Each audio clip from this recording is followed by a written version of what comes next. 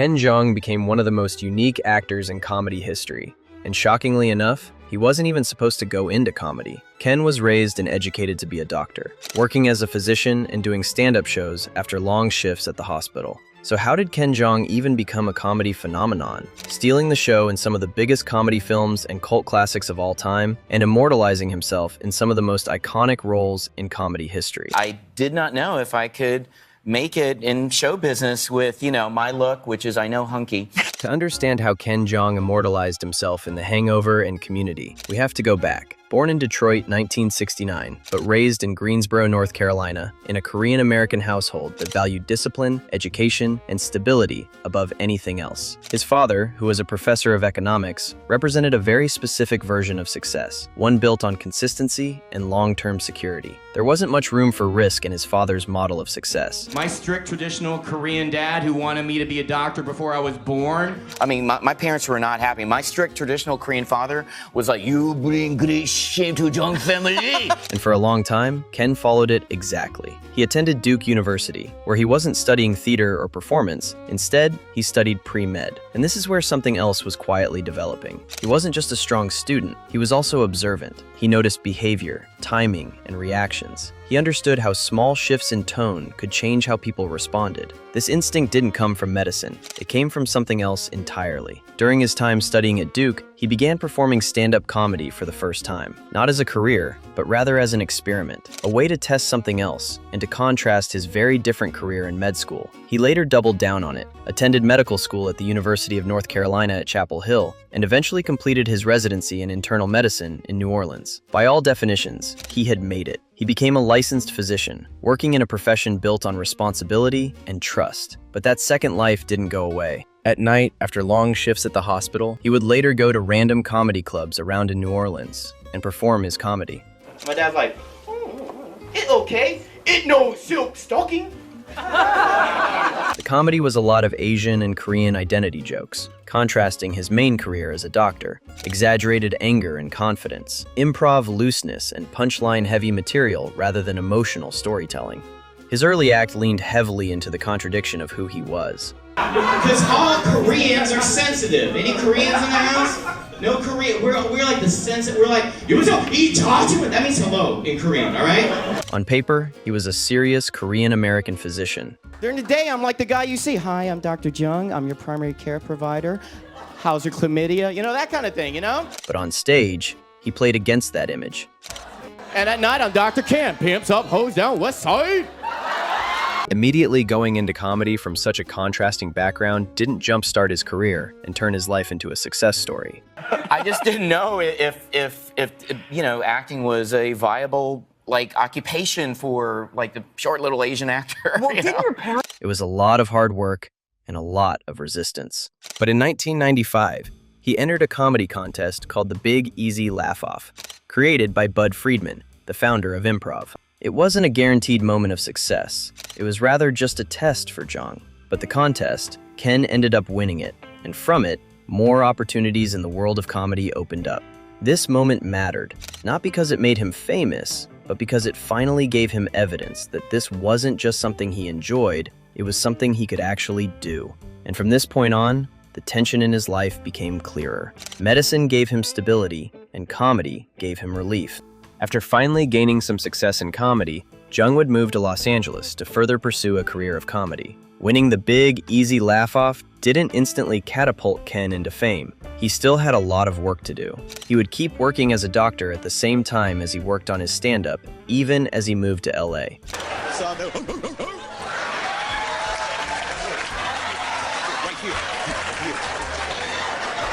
His idea was to keep doing stand-up on the side and hopefully segue into acting from it.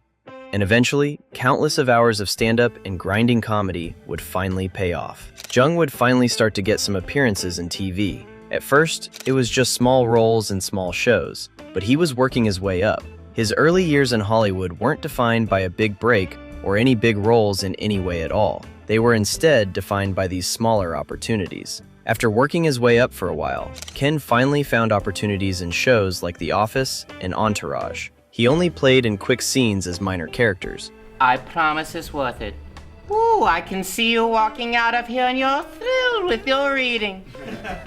But even though he only had minimal screen time as forgettable roles, there was still a pattern forming. He never treated a small role like just another small role. He treated them like moments and made them his own and pushed them as far as he could. He made sure to add energy and unpredictability. He understood something important. Don't just be a side character. You still have to create impact. You could tell that Ken Jeong was truly passionate about his work in comedy. One of his earliest film appearances came in Knocked Up, directed by Judd Apatow. And this role is often overlooked, but it was critical, because it was in this small role where he finally made the most impact as he could. 4 centimeters. 4 centimeters what? Dilated. Dilated, that's right. Focus, pay attention, okay? We're a team, okay? This is where he would finally become solidified as a feature film actor. And slowly, over time, his reputation grew. Not as a leading man, but as someone who could elevate a scene, someone directors could trust to do more with than what was written.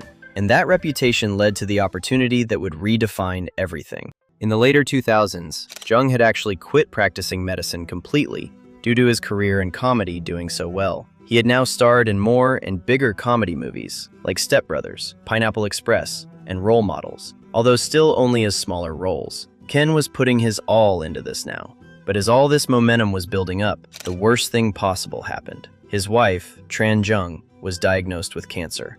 I got a call from the surgeon. She said that it was breast cancer. During her treatment, Ken didn't step away from comedy. Instead, he leaned into it, not as a distraction, but as a way to process what was happening. He has spoken about how performing during that period wasn't easy, but necessary, because comedy, at its core, is all about control. You take something unpredictable, or something uncomfortable, and you reshape it into something people can face. During this harsh period, Ken Jeong was offered another role in another comedy movie. But due to his wife's illness, Ken Jeong was going to decline the offer, and instead focus on his family. But his wife, Tran, convinced him to take the role, saying her diagnosis should not strip them of their dreams. So Ken took the role for the movie, and that movie happened to be The Hangover. When The Hangover was being cast, Ken Jeong wasn't the obvious choice to steal the film. He wasn't one of the leads, and he wasn't even positioned as a central character. But he approached the role of Leslie Chow completely different. Give me money, or I shoot him, and I shoot all you motherfuckers, and then we take it. Your choice, bitches. On paper, Leslie Chow was just supposed to be a small comedic relief, a criminal tied to the missing money mystery. But the genius of the role is that he interrupts the movie's entire rhythm. Mine had $80,000 inside. This one, nothing. Hey, there's Skittles in there! He didn't see it as a supporting role. Instead, he saw it as a moment that had to break through everything else happening on screen. And that required risk. The now iconic trunk scene wasn't just shocking because of what happened. It was shocking because of how far he was willing to go. The decision to perform the scene completely naked wasn't required. Ken Jeong insisted on doing it himself, because he understood something most actors don't. A commitment like this creates impact, and the result of this commitment was immediate. Audiences didn't just laugh, they reacted and remembered a scene like this. Despite the limited screen time, Leslie Chow became one of the defining elements of the film. The Hangover became a monster hit, grossing around $470 million against its small $35 million budget. Almost overnight, Ken Jeong's career completely changed direction. He went from a recognizable comedic side actor to unavoidable comedy phenomenon. Directors and studios both noticed, and suddenly, the risk he had taken years earlier was no longer just theoretical. It was finally working. After The Hangover, the challenge wasn't to get attention anymore. He now just had to sustain it. And Jeong approached that challenge the same way he approached everything else, by leaning further into what made him different. The risk now was getting typecast as the funny, crazy, chaotic Asian guy. So the question was now, can Ken Jeong turn one chaotic role into a full, successful career in comedy? He quickly answered that question with Community. The same year The Hangover dropped, he later got the role as Ben Chang in the TV show Community. You're wearing protective goggles to destroy my car? Safety first! And this role became one of the most unpredictable characters on television. Community was a cult favorite TV show known for meta humor, genre parodies, and an unusually strong ensemble cast. At first, Jeong's character Chang was a Spanish teacher. He was structured and contained. until I find out who did this. It's a tiny piece of paper. Okay, that's all it is. Tiny piece of paper. But over time, the character evolved into something far different and experimental, unstable, erratic, and completely unpredictable. And Jeong adapted with it. He didn't resist the shift, he rather amplified it. He turned Chang into a character that could exist anywhere on the spectrum, from an authority figure to a complete breakdown. The proof of the comedic success of this character you could find on the internet, as there were countless of memes produced from Ben Chang. Gay! Ben Chang worked because he took the same energy people loved in Mr. Chow, like aggression, instability, and weird confidence, but he placed it inside a completely different world. Chow was dangerous because he was a criminal, but Chang was dangerous because he was emotionally unregulated inside a community college. That made him more flexible. He could be a villain, a loser, a teacher, a student, a joke, or occasionally a weirdly vulnerable person. So that is how Ken Jeong sustained his career in comedy, showing that he can do more than just be typecast as characters like Mr. Chow. Community gave him credibility with a different audience. And during this time, he returned in The Hangover Part 2, and later The Hangover Part 3, each appearance reinforcing what audiences now associated with him: intensity, fearlessness, and total commitment. But he didn't limit himself to one type of performance, because by this point, he understood his role in the industry. He wasn't there to blend in, he was there to disrupt. And he disrupted the industry as the perfect casting of a side character. Ken Jeong has almost never been cast as a main character. His bread and butter was always on the side, not because he was not worthy or not good enough, but because that is where he thrived. So after stable and recurring roles in both the Hangover franchise and Community, Ken started living as random side characters in mostly comedic films.